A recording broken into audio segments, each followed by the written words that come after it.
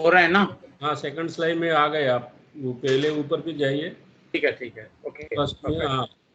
और इसको आप फुल स्क्रीन मोड भी कर लीजिए sir.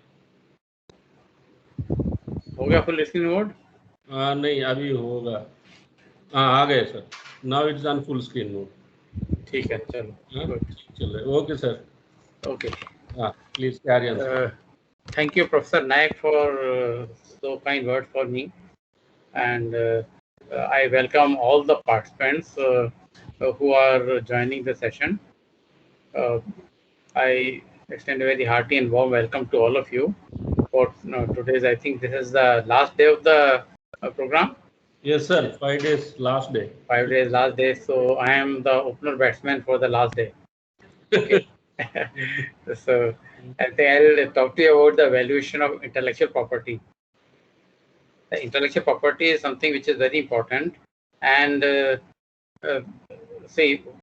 when there is any invention, how much the inventor should charge for licensing the technology or the patent from the licensee. Licensor and licensee, these are the two terms you must be well aware of by now.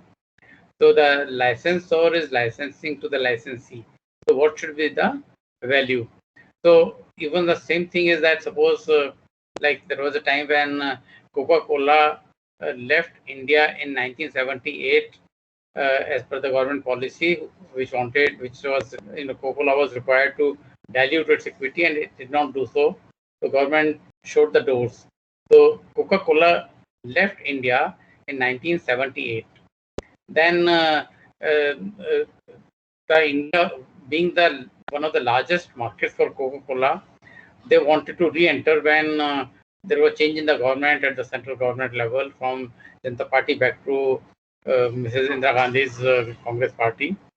But then in 1991-92, when the economic liberation process started in India, Coca-Cola got an opportunity to re-enter India's market, huge market. And what was the price they paid to Parle Agro, who were producing Thumbs Up, Gold Spot, and Limca?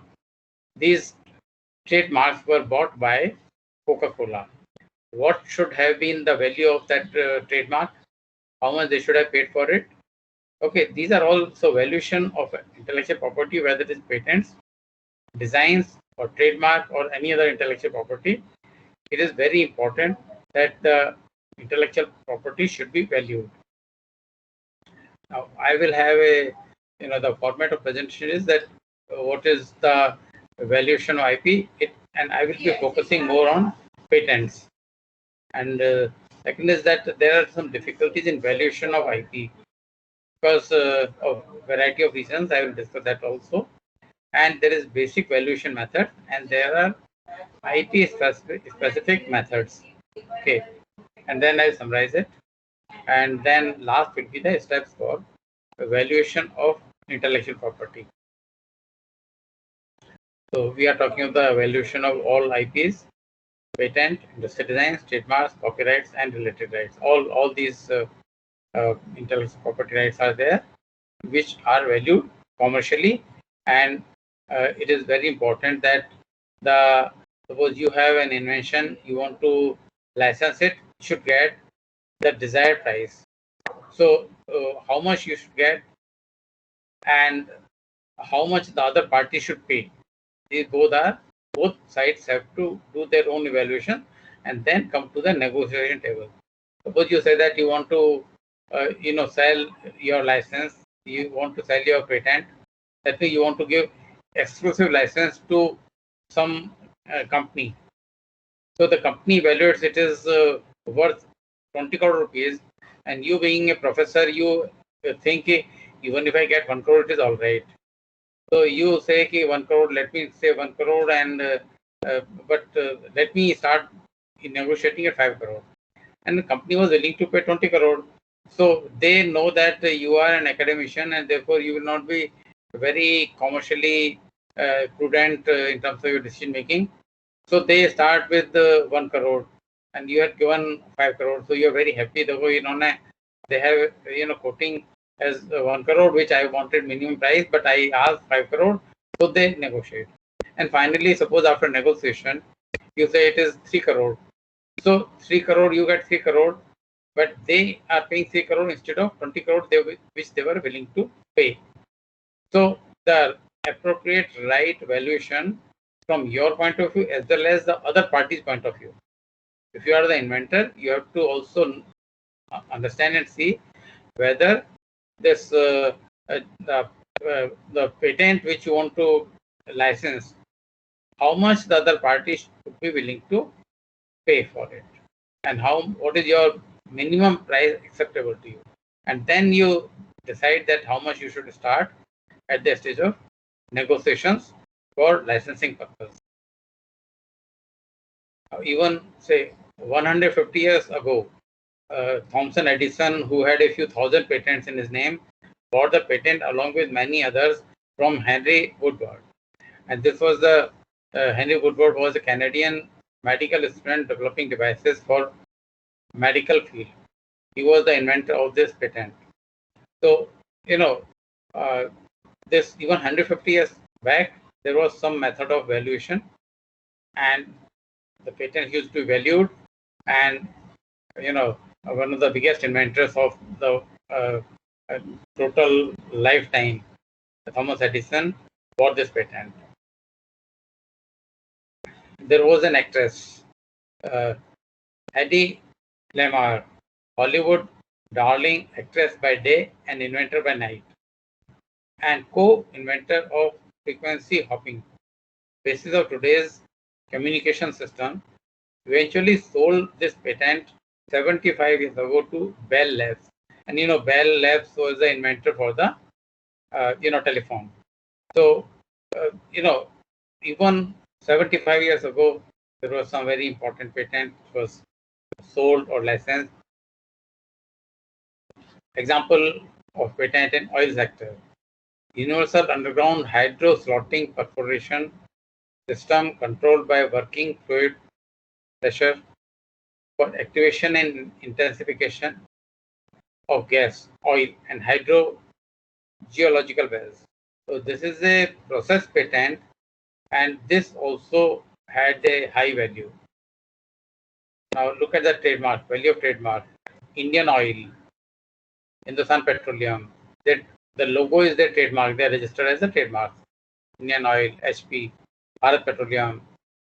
Then on the right side, look at Zillet, Amazon.com, Unilever, Tesco, Coca-Cola, Google, Pepsi, Canon, Brown, Sega, Kellogg's, Disney, Sony, Visa. These are the trademarks which are very high value trademarks. Okay. Now I just tell you about in 2019, that is even 1.5 years ago, Coca-Cola was valued, a trademark was valued at US $36.2 billion.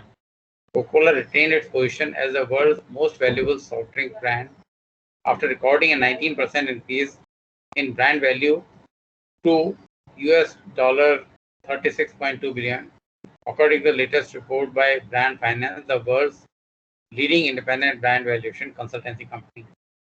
So $36.2 billion. If Coca-Cola wants to sell this trademark Coca-Cola, they will get $36.2 billion. Look at the high value. It is international market is there for Coca-Cola in most countries in the world. People know about Coca-Cola, and it has got high, very high amount of sales, and particularly those which are the countries more hot and temperate climate countries. Coca-Cola is one of the most sold things. Now, I start on the valuation or the pricing of intellectual property.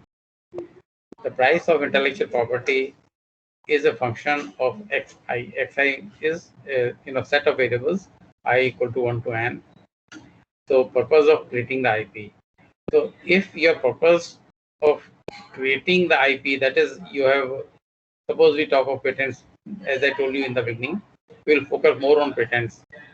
So suppose we want to, what is the purpose of invention? You are doing, if a research scholar is doing PhD, and in the lab in the process of PhD, the research scholar finds something new, and he says it is inventive in character and files a patent application for it. And if any company says, okay, we'll give you 50 lakhs rupees, so he and professor will share the 50 lakhs rupees plus some share of the institution. So they are very happy if this patent will be sold in 50 lakhs rupees. Now, for the company, it is worth 50 crore rupees, but paid only 50 lakhs rupees. So, but if the same invention had been done by a company in that particular field of business, like R&D department of a company had done this invention, they would not have sold it in 50 lakhs rupees. They would have licensed it in 10 crore rupees to 10 companies, getting 100 crore rupees. So same patent, what is the purpose of creating the IP? It is important, and that is to be kept in mind for both the parties. Who owns the IP? MNC or small and medium enterprise or academic institution or NGO. NGO would give that 50 lakh rupees patent free. Okay, they say I am licensing it at only 1 rupee. So it is the who owns the patent, what is the purpose of creation, and extent of interest in commercializing IP. So what happens when you commercialize the IP? If you are very strongly interested in commercializing it, you do good marketing efforts and then try to find the best buyer of your patent, or the company which is most, who is willing to give you the highest amount for licensing. So you have to make an effort. So if you're interested in commercializing the IP, then it will be good that you wait for some time and look for the best buyer.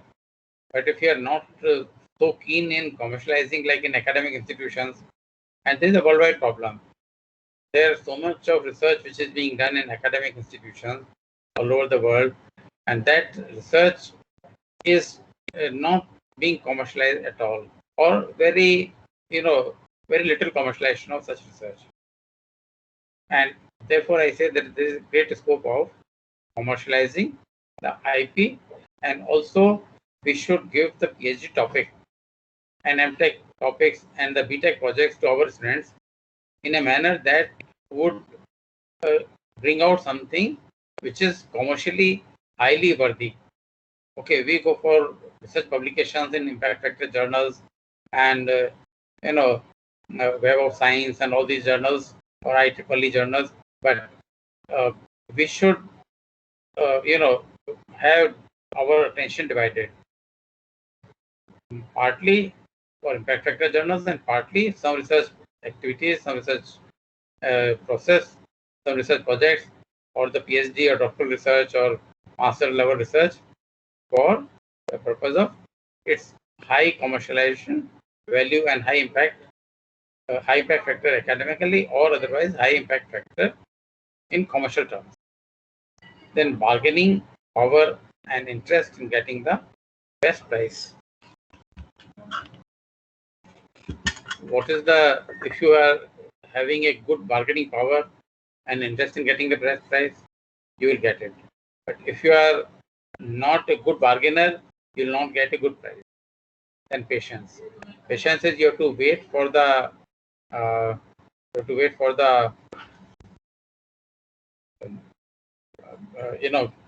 for the good customer, good buyer, good licensee, and for which you have to make efforts. And if you have patience, then you may get a good buyer. But if you don't have patience, you may not get a good buyer. It is something like, it has risk also. Suppose somebody is giving you 1 crore rupees and you say, no, I want 10 crore rupees. And you say that I have patience. But afterwards, after, looking for it, you are not getting anybody even paying 1 crore rupees. Now the next offer is 75 lakhs. So you may regret why I didn't license it at 1 crore rupees. But if your patience, risk was there, now you got a customer or a company which is paying you 5 crore rupees. So patience is important. And licensing officers' skills efforts and experience.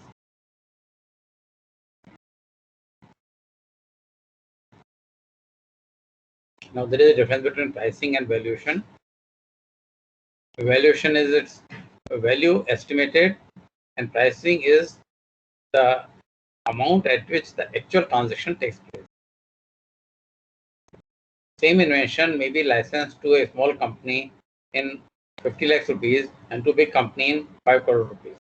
Okay, two are the price for the same. So valuation would be the same, but price are different. Now, next is IP assets valuation is difficult. Historically, there are no public trading markets, and therefore you do not know that what is the value of transaction between two parties, licensor and licensee. Licensee got the license from licensor, and what was the price they negotiated, it is confidential between the two parties. It is not a public document. It is a secret document, confidential agreement between the two parties. And therefore, such information is not easily available either to the researchers or to the other companies. So it is very difficult to know that what was the price of the particular intellectual property, because it is not known, it is not open, and these are sometimes some IP technology transfer are take place because of some strategic considerations. Company has some strategy for acquisition, selling, buying, amalgamation, mergers, and some diversification. All kinds of corporate strategies are there. So a particular company under one set of circumstances may like to pay 10 crore for it. Under another set of circumstances may like to pay 20 crore for it. When Coca-Cola bought Thumbs Up, Gold Spot, and this thing, Limca, these three trademarks, Parle Agro sold these three trademarks to Coca-Cola. And now Coca-Cola was desperate to get into Indian market, and Thumbs Up was so popular a drink at that time that in 1978 to 1992, that means about 14 years, people have forgotten, and the children who the youth population who are now 25, 30, they have forgotten that there was something called Coke, because there was no Coke in the Indian market for 14 years, 15 years. So Coca-Cola was desperate. So they were willing to pay much higher price. And that good price was very attractive to Parle Agro, which make Parle Group OG and all the biscuits, Parle Agro. You must have heard of this Ville Parle local station in Bombay, where the Parle factory is there of the this thing, Parle Agro. Now there is a company, Yettu.com. So Yettu.com is a global technology marketplace since 1999. It is now expanding very fast. You know that e-entrepreneurship is very common nowadays. In e-entrepreneurship, you start a entrepreneurial activity, keeping in mind the potential clients, and how the Flipkart, Amazon.com, how they have grown to such a big level in past how many years, past 10 to 20 years, and Oyo hotels, and all these companies, Magic, Tricks.com, etc. So Yettu.com is more a technology company, which is it is a open innovation services company for international corporate clients. And what are your technology needs? You post it on Yettu.com, and those who have got some technology can post that this is a technology available with them. And I'm sure out of so many of you would be faculty members in science and technology, and how many of you are aware of Bytu.com? If you are doing your research, scholars are doing PhD, some good research is coming out, You can post it at y2.com and you may get a good price. But how many people in India are aware of it? So these are the problems. Our knowledge base is so limited, and many of us are not so keen in increasing our knowledge base or commercializing our technologies or inventions. And this is potential loss to all academic institutions in India. I think all academic institutions can reduce their dependence on the government or on the students' fee if they start focusing on commercially worthy research and start marketing it through platforms like y2.com, etc. These are the basic valuation methods. The basic valuation methods are cost-based, market-based, and 1 minute.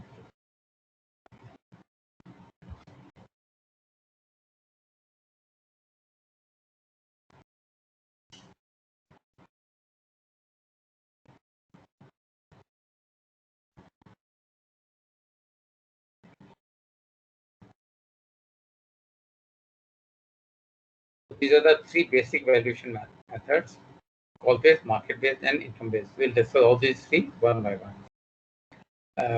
Cost-based valuation methodology is based on cost to replicate. If you have to replicate the same invention, how much it would cost you? Or alternatively, how much cost you have incurred in inventing something. So it is based on the historical estimates of the cost. Now, what are the advantages? It is easy to calculate. Cost can be calculated. Suppose it is out of a research scholar's PhD work. Now, how do you calculate it? How much scholarship the research scholar got during the 3-year period or 4 years period? How much was the contribution of the faculty member? And what was the subsidy by the institution? We say that the research scholar is having about, say, how much money is spent annually on a research scholar by an institute. For example, in IIT, how many, suppose it is 10 lakhs rupees or 20 lakhs rupees is spent on the student. So this is much more than the scholarship or the assistantship the student gets or the research scholar gets. So you have to calculate the total cost. So one can calculate the cost and the expenditure in the lab, all the equipments, how much he has used, what are the equipment bought exclusively for that research, etc. Now the problem in technology transfer point of view is that there is no relationship to utility or market value. Because you may say that I spent 50 lakhs rupees on this research, on this invention, on this patent, but what is the market value? It is not commercially worthy. No, there is nobody who is taker of this research, at least at present. So the cost-based valuation method is problematic in that sense. Or alternatively, you say that I spent, the institution spent 50 lakhs rupees and they should get a minimum 50 lakhs rupees if you go for the cost-based valuation of the IP. But from the commercial point of view, it may be worth 50 crore rupees. It may be worth 100 crore rupees. Okay. So the cost is not exactly a good indicator of the value of a patent. Then market-based valuation methodology. It is based on the market transactions involving comparable asset with adjustment for whatever the differences in the different inventions. But it requires an active and competitive market with sufficient number of similar exchanges, publicly available price information, which is not easily available. And therefore, there is a possibility of having intellectual property stock exchanges, like y2.com is a stock exchange, but it is a web-based portal and owned by a company. But like a Bombay Stock Exchange, that kind of a thing should also be possible. Some kind of regular stock exchanges, it may be a distant possibility, but it is possible. But in this case also, the problems are that non-comparability of IP. No two patents are identical because the very fundamental, uh, uh, as per the definition, the very fundamental thing in any patent is novelty. So novelty is there, so no two patents can be identical, and therefore this will cause a problem in market-based valuation methodology. Now, third is the income-based valuation methodology, which is very important. And in this, what we do is we calculate the net present value. And I hope this net present value method must be known to many of you, or rather most of you. And if it is not known, then I would suggest that you can do a Google search and or ask somebody to tell you what is the net present value method. It is the discounted net cash flow of royalty profits savings from a patent or from a technology. How do you calculate it? It is price premium due to IP. When you say a product which you are selling, and suppose you want to sell a chair in the market, you are a furniture company like Godrej, you want to sell a chair, then you say, okay, this is 10,000 rupees. And if it has got some patents, you sell it in 15,000 rupees. In fact, I went to, why I'm giving the example of Godrej, I went to the showroom of Godrej 15, 20 years back. I asked the different, I wanted to buy a chair. I asked the price of different chairs. Suddenly I found he said, this chair is very expensive. I said, these are all 3,000, 4,000, but one is 15,000. Why it is so? He said it has 7 patents. So this is the meaning of price premium. You can put price premium on a product which has got, a lot of patents while making the product. So that is due to intellectual property. And production cost savings. If you're producing a particular product, the cost of production is 3,000 rupees, and because of the some patent on the process, instead of 3,000 rupees, you are able to produce in 2,500 rupees.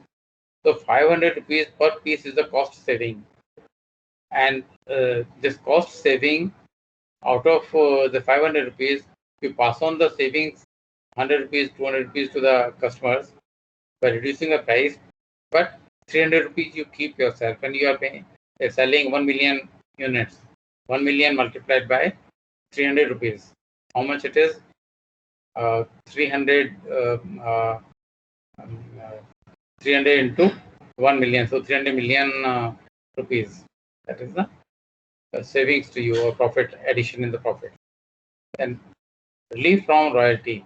If it is your own intellectual property, you are using your own, you are filing a patent application, but also you are using your own patent for your own product in your own company, then you are not paying any royalty to anyone, and that is also a saving and relief from paying the royalty. Then residual earnings, whatever the residual earnings because of the, you get a goodwill of the company, you get a, highly inventing company, your trademarks become much more familiar. Like, in mobile phone, Nokia was very early entrant in the mobile handset, and most people used to have Nokia. It was a matter of prestige if you had a Nokia handset. But now Samsung had invested so much in R&D that most people are buying the Samsung mobile phones and not Nokia. Nokia is practically out of the market, not producing the best of your knowledge. So this is because of their uh, people know that this company is bringing out new technologies and all that. Now, we have to do some adjustment for technology obsolescence and market risk. Suppose the technology obsolescence is very high, very like in mobile phones. Every 3 months, 6 months, you find there is a new version of a mobile phone. But if you go for refrigerator, if you go after 6 months or 1 year or 2 years, there is no substantial change in the technology. So for 5-10 years, the same technology is there, only they go for better looks, better design. So if the technology obsolescence is very high and market is very high, you have to license it for a short duration at whatever best price you can get. Because nobody will have a long-term license. Nobody will have a license for a mobile technology for next 20 years or 10 years or 15 years. Because they say we have a license only for producing this, using your technology, any feature, additional feature with the technology, only 6 months or 1 year. After that, there will be new inventions, new technologies will be there.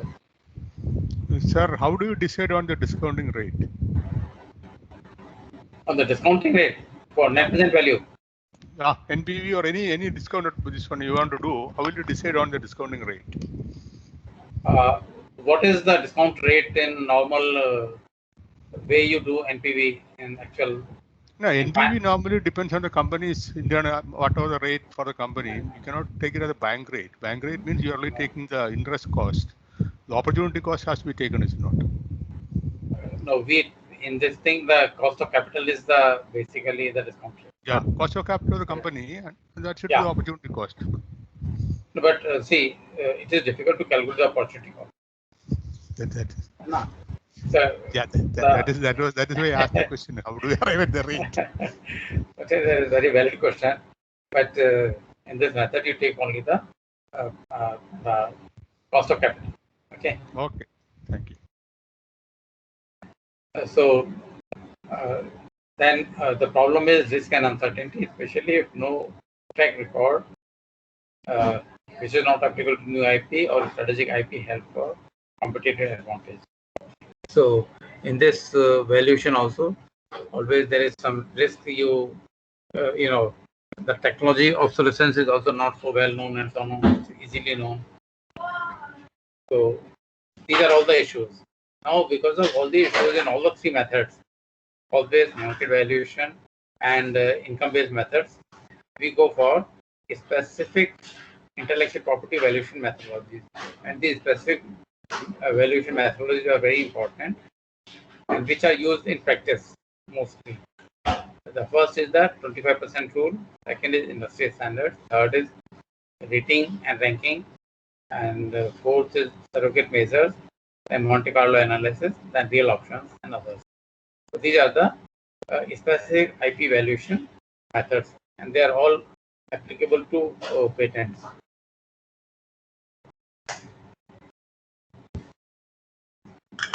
There's more, when I told in the beginning that we'll focus this thing more towards patent valuation. So these are all the specific IP valuation methods are basically patent valuation methods. The 25% rule. The 25% rule is the licensor should receive 25% of licensee's gross profit attributable to the licensed IP. Suppose you license your patent to someone, and that company has made 4 crore rupees additional profit because of your IP license. So that 4 crore rupees, 25% of 4 crore is 1 crore rupees. So you should get royalty of 1 crore rupees. So now this is primarily an apportionment and not a valuation rule. And that is why it is the not a valuation method. It is a specific method for valuation of the IP.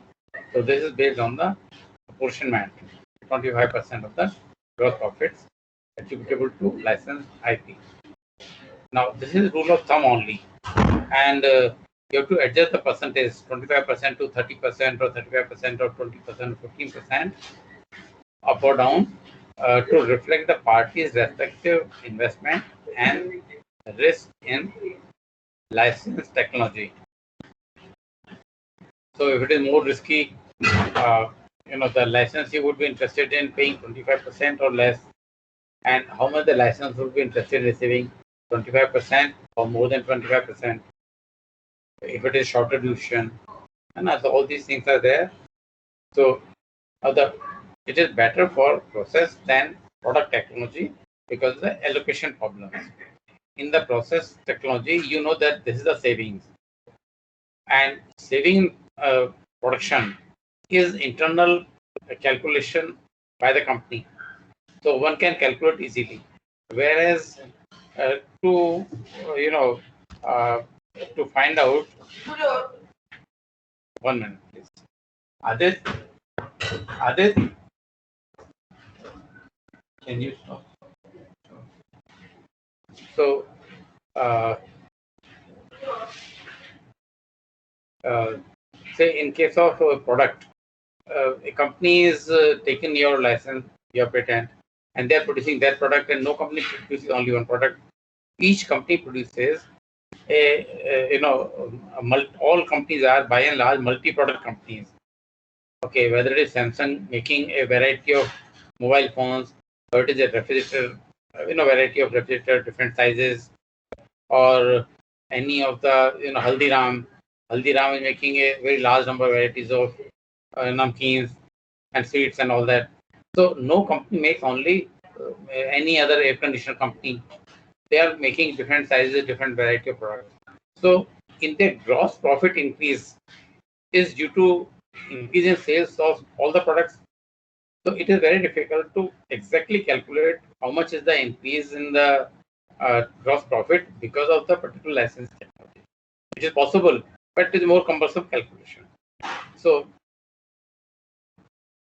but therefore it is the crude guideline for magnitude of royalty rate, and opinion varies on usefulness of this rule because it is not evaluation, it is an apportionment method.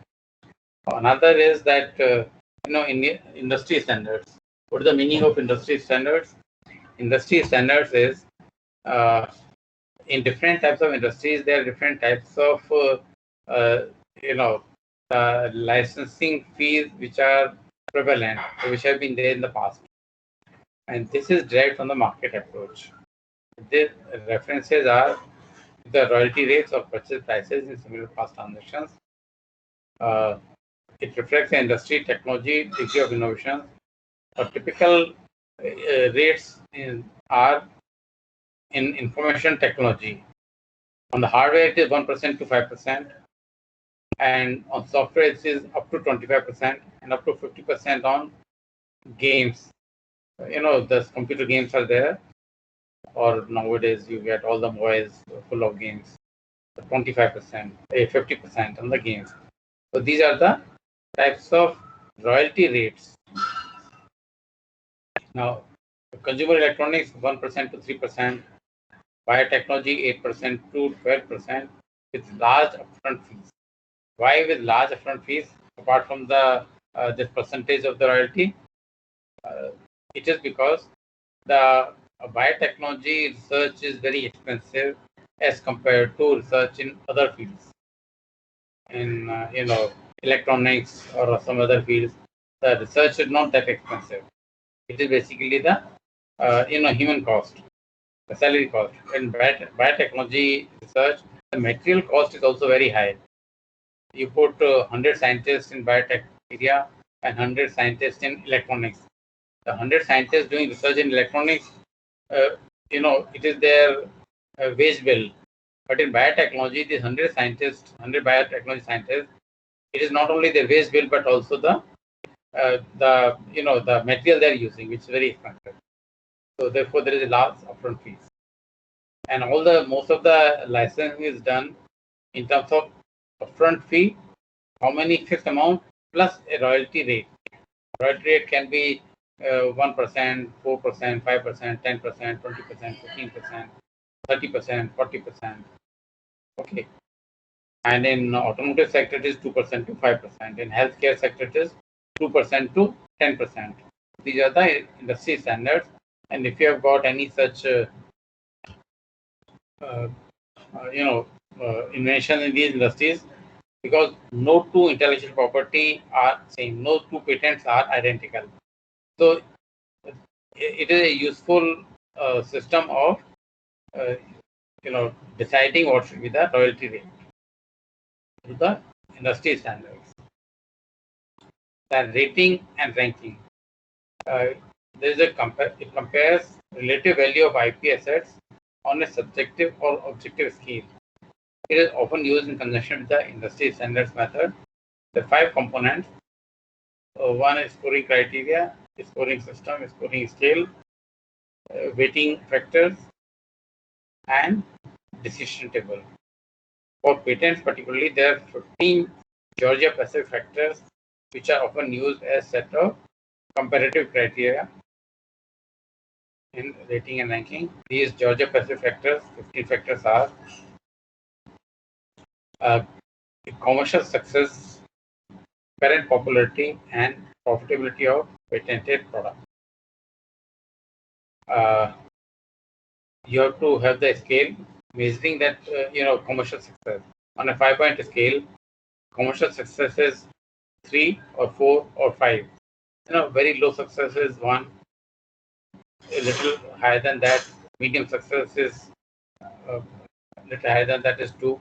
Medium is 3. Good success is 4, and very high success, extremely high success is 5 on a 5-point scale. So now there are some advantages of the patented product over old products. What are the advantages of the patent product over old products? You can get a premium on price when you sell the patented product. And the nature of patented invention, character of products, embodying invention, benefits to those using the invention. So, what is the extent? This also you find out on a 5-point scale. And likely profit margin on a patented product. The profit margins on patented product are always higher because they are patented products, and you are charging a price premium for the patented products. Then portion of profit credited to patented invention. So how much is the profit out of your, say, company's 100 crore profit? Out of 100 crore rupees profit in 1 year, how much you are attributing to the patented inventions, whether your own invention or by the inventions or by the licenses you have taken from other companies.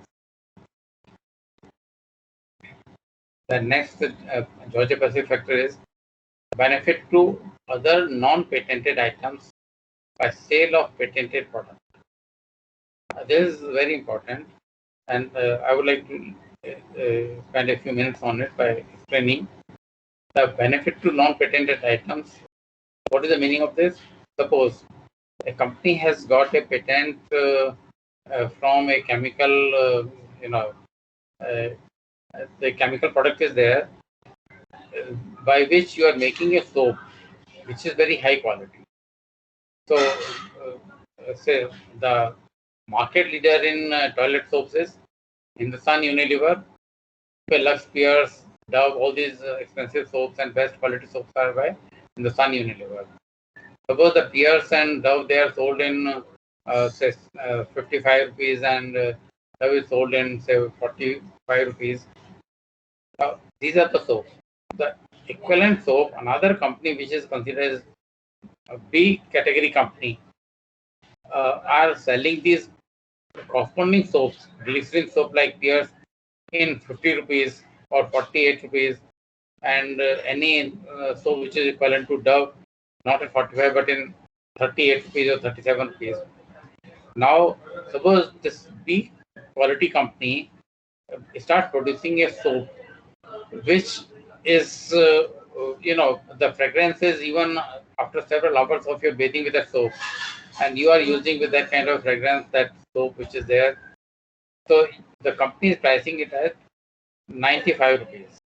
Now this 95 rupees soap is a patented product, patented soap, and this particular soap, which is 95 rupees, would enable this company to increase the price of the other soaps which were equivalent to Dove and Pierce.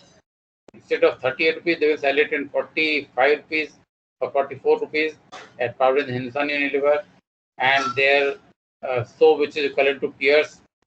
Unilever is selling in 50 rupees, they were selling in 47 rupees, but now they will increase the price to 54 rupees or 53 rupees. So the non-patented products sale will also increase, as well as they can have high profit margins. So this is the meaning of this particular point. The duration and other terms. Please feel free to ask me any question if you feel any difficulty in any of the explanations. So, sir, is it not called the before and after analysis? So, a complementary product has increased the sale of other products. So, you do a before and after analysis to see whether what was the real effect of bringing in this new product or Yes, technology, whatever. So, yes, that is the benefit to non-patented items also by exactly. sale of the patented product. So, it is normally called before and after analysis in management accounting. In whatever the terminology you may give it, or but in Georgia Pacific factors, it is one of the factors. Okay, Yeah. and the next factor is duration and other terms and conditions of the patent license. So the patent license for 1 year or for 10 years or for longer duration, and then extent to which infringer has made use of patented invention. This also I would like to explain a little bit. Suppose the total possible infringement is 100 units. I'll explain with an example later. 100 units, out of which 80% has been infringed. So the winning market is only 20%. Now you are licensing it. So the licensee knows that he is getting the license to meet the demand of only 20% market, not 100% market. On the other hand, suppose the infringement was only 10%. So the total available market is 90%. Now this is particularly so for new film releases. In the film industry, the video, this thing, what is that called? DVDs and all that. So these are sold and people are, the infringement is very high. So there it is more applicable. How much infringement has already been there, because they know that how many DVDs will be sold. Now, if the the infringement would give you the broad idea that how much has been infringed, and their market estimates for this, that so many have already been sold in the gray market and all that, and prior and existing licenses under the patent. For the same patent, how many licenses has been given to other companies? Okay, and terms for licensing other technology by the licensee. So it is also one of the important factors that the licensee company. Suppose you are a professor and you are trying to, market your technology. So, what are the terms and conditions of the licensee? Suppose there is a chemical thing and you are trying to market it to Hindustan Unilever, HUL. So they have got their own system of valuation and how much they are, what are the terms and conditions at which they are getting the technology transferred to them. So, big companies don't really,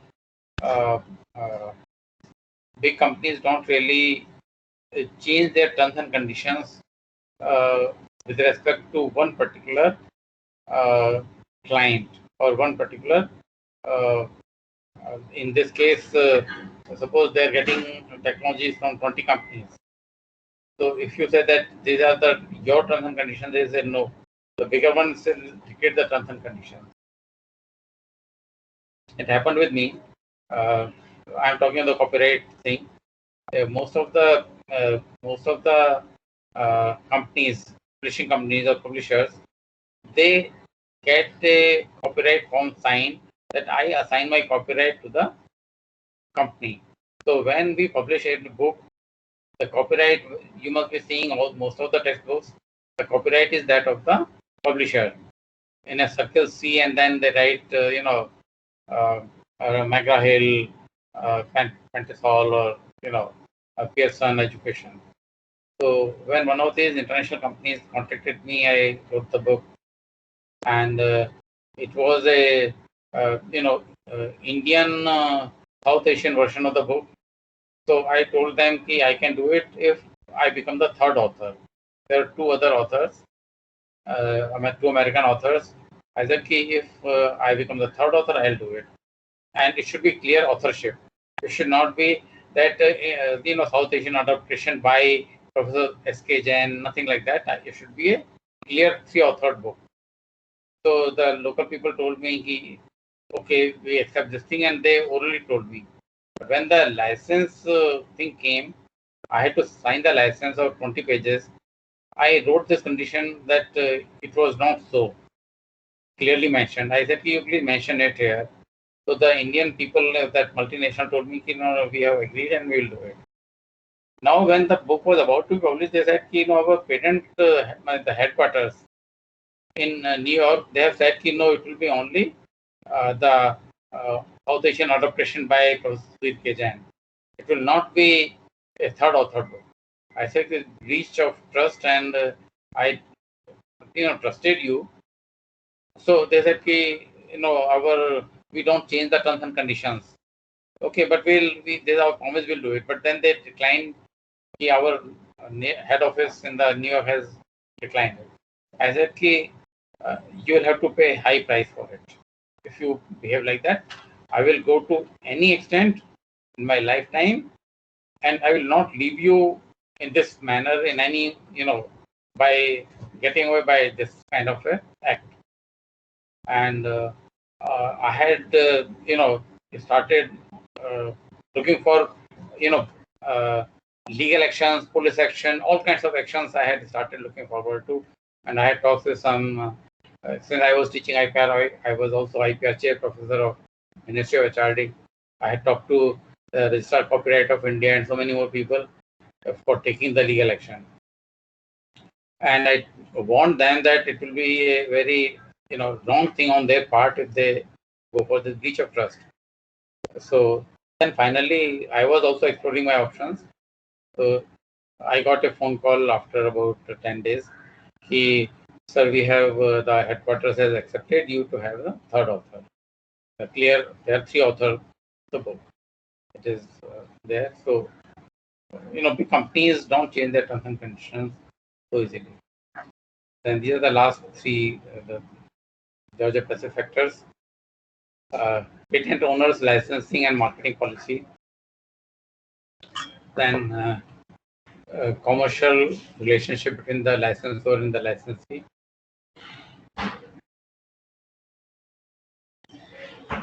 The nature and scope of the license.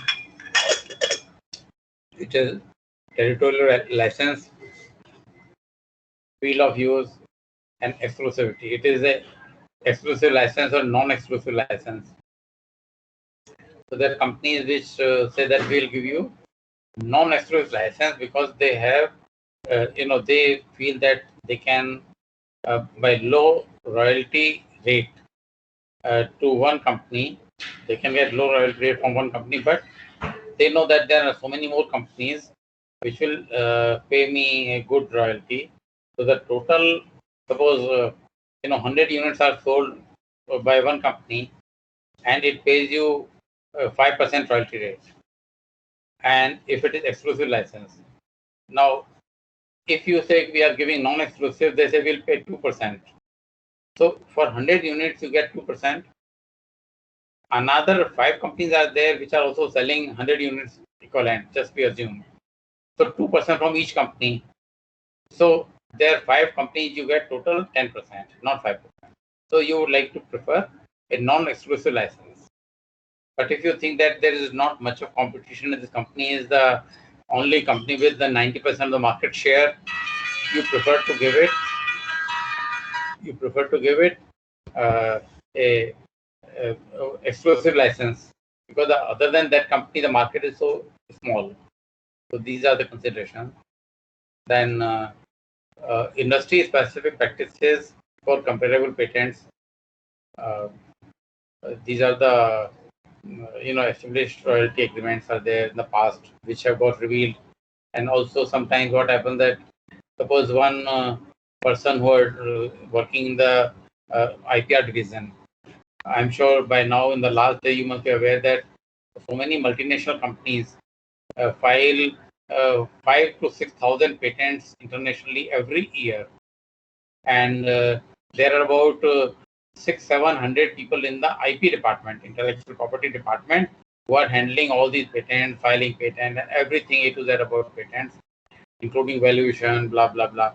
So all these people, they don't stay in one company only. They, one is at the entry level, executive. You get a senior executive position, then you get assistant manager position, then manager's position, a senior manager's position. They keep changing the jobs, so they have their own past knowledge and experience. So they know that in this company, this was the, what was the licensing fee and all that.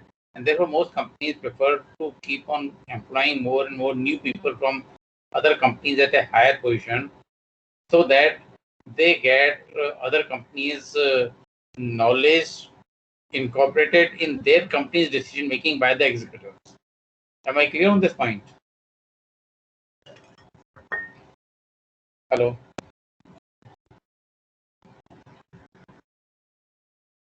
Yes, sir, it is clear. Now, this is another important measure, surrogate patent value indicators.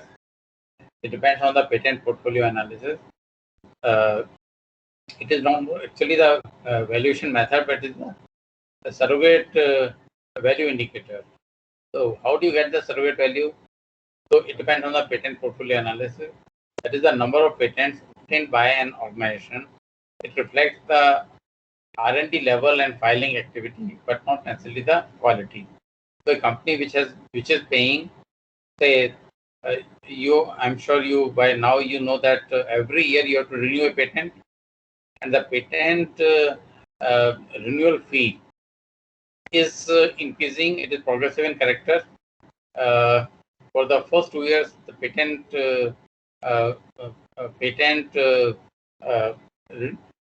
you don't pay any fee to the patent holder for first 2 years of the patent, which can go up to maximum of 20 years. From third, fourth, fifth, sixth year, it is X amount. Then for next 4 years, it is double this amount. In next 5 years, 11th to 15th, and then 16th to 20th. So last time it becomes, I think, as about 8 times or 10 times. I think 10 times. So it is progressive in character. So how much is the patent renewal fee? Okay, a company is paying 500 crore rupees as the patent renewal fee, or paying 1,000 crore rupees, or paying 200 crore rupees. So this is the surrogate indicator that higher the patent in the patent portfolio analysis, how much total amount of patent fees you are paying. And then there is a also another valuation method is, or the indicator is the prior art citation. Suppose there is a patent. In our research, we do citations of previous research articles. In the same way, the in patents there is a citation of patents. Very important patent is there in the citation, as well as some very important non-patent citations are also there from the journals. So suppose some particular patent is being cited 1,000 times in all the future patent applications, whereas other patents are being cited 50 times, 20 times, 10 times, 5 times. So that indicates that how important the patent is. For such a patent whose citation is very high, the you can charge a higher license fee, because it is assumed to be very important, because it has been cited in very large number of future patent applications. So in 1 year, in one particular field, there are, say, 5,000 patents or 2,000 patents, and in that one patent has been cited 800 times. So which is the highest? So that particular patent, it is the first year, and it can be licensed at a very high license fee. Then royalty income. The studies indicate that investors value $1 of patent royalty 2-3 times higher than $1 of ordinary income because of the high profit margin and more stable income. So if you get a 10 crore rupees profit in normal way, another company get 10 crore rupees of profit by selling patented products. So the 10 crore rupees by selling the patented products by another company is valued much more 2-3 times because of its exclusivity. Another method is Monte Carlo analysis. It is the refinement of income method. You assign a range of values to variables used in calculating net present value. For example, cost variables, price variables, price premium, addition units of sales because of the patent being incorporated in the making the products, so patented products. So with all these alternative values you give, and then assign a probability to individual values within a range, and then it will give you, in a statistical terminology, the probability distributions, which may be uniform, which may be triangular, which may be normal, which may be log normal. Different types of distributions will be arrived. Now, the calculation of net and net present value is repeated 500 to 1,000 times based on the random selection of probability weighted values assigned to each variable. And you get the multiple NPVs, and which are then plotted by frequency of occurrence, indicating most likely net present value. So, based on this most likely net present value, you do. So, in this simulation exercise, you try to find out what is the most likely net present value. And we can use, as we discussed earlier, we use the net present value. So, that will be the best way to do it. Then real options, based on the Black-Scholes formula for valuing stock options, there are 5 variables which are remaining development cost to commercialize the IP. Because when there is a patent, it is not readily commercializable by the licensee. The company, the R&D people, the scientists, the researchers who have done some invention and file a patent application, which gives the indication to the others that this is something which is how useful it is as a patent. And these people they are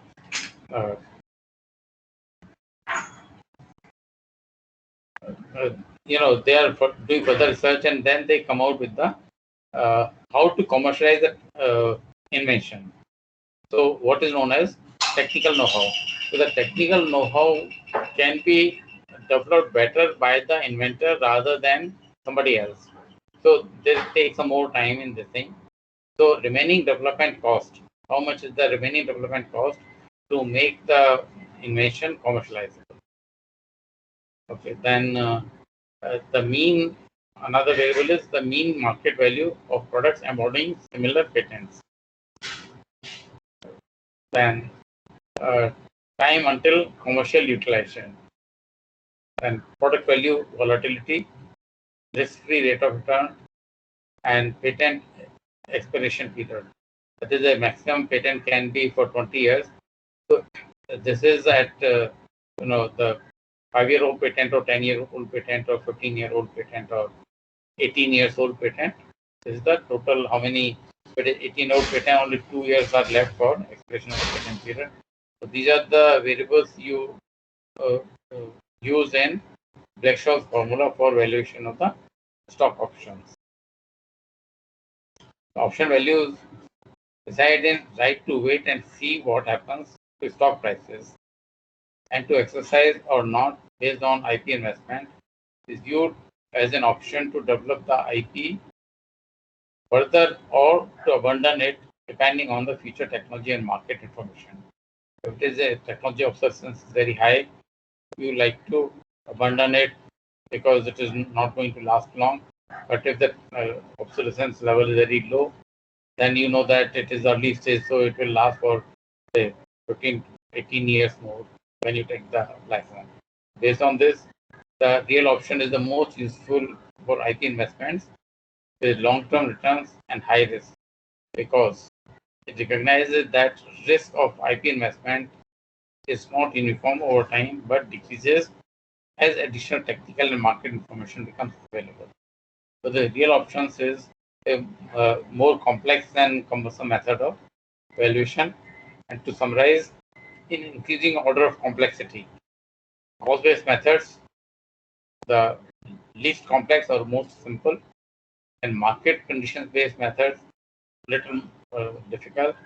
Then estimated income, because you are doing the forecasting based on future incomes and all that, more complex. Then NPV method, still more complex, allowing for the time value of money for future revenues and costs. For future, the inflation may be very high. There are so many conditions. पता है ऐसे ऐसे होता है अपने हाथ में से चला जाता है गिर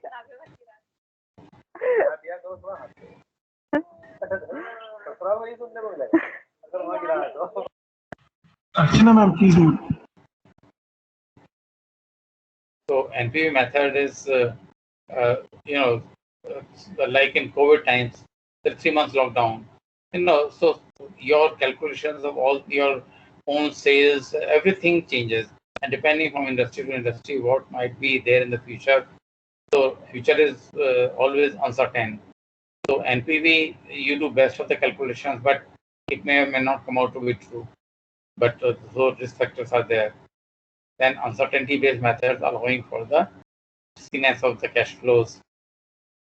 Then flexibility-based decision tree analysis-based methods. Then changing risk option pricing theory and based methods. Discrete time-based methods, and binomial method. Then continuous time thresholds option pricing model-based methods. This is the most complex, and with this I just tell you last slide. Step for valuation of intellectual property: data collection and analysis with due care and diligence. Choice of valuation methods: you should have not only one valuation method, but you should use multiple valuation methods and then take the mean of your valuations. Then economic life of the IP analysis, estimation of IP value, and use the IP value so estimated in licensing and technology transfer agreement. And this is the last slide. I told you it is 11:30, and I say thank you to all. Any questions? I'll be happy to respond.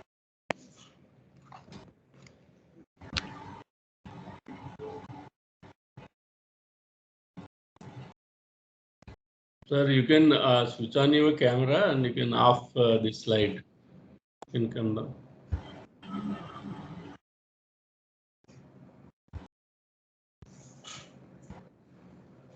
So friends, you can ask sir a few questions. See, the late part will become very complex when you go for the Black-Scholes analysis.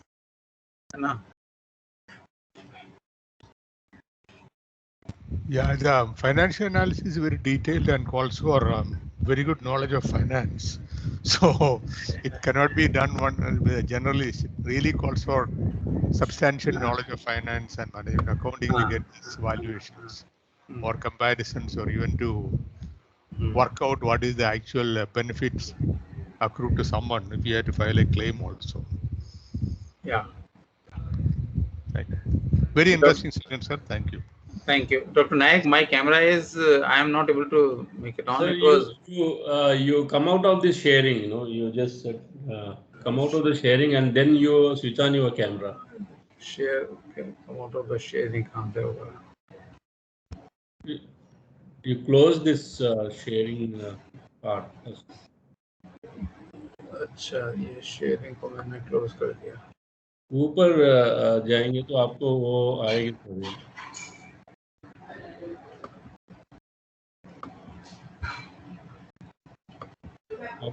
Alt tab ये करिए sir, Alt tab.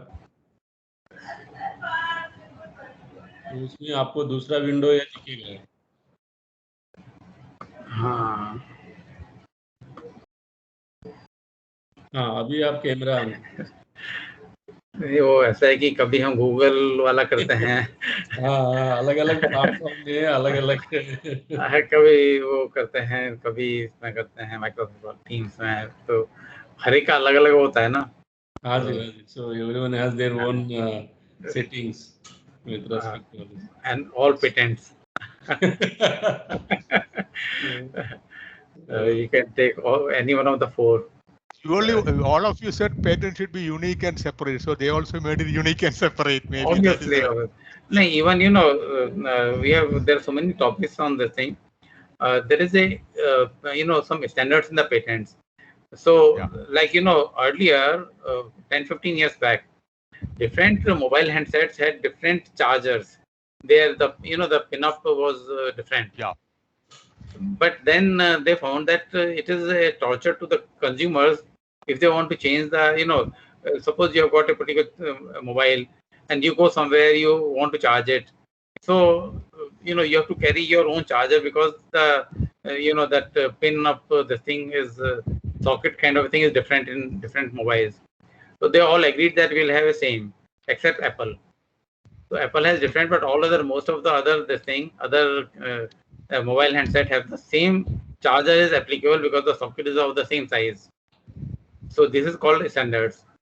So that is another topic, a very major topic in intellectual property.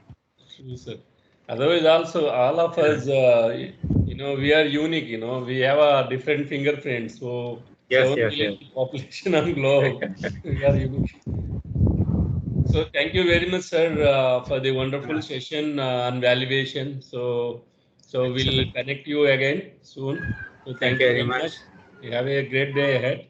So Thank take you. care, sir. Take care. Thank So friends, you all can sign up and you can join for the next class link at 11:45. So we'll see you at 11:45. So thank you, sir. Thank you very much. Have a Okay, great day. all the best to all of you. Thank you. Thank you. Bye. Bye.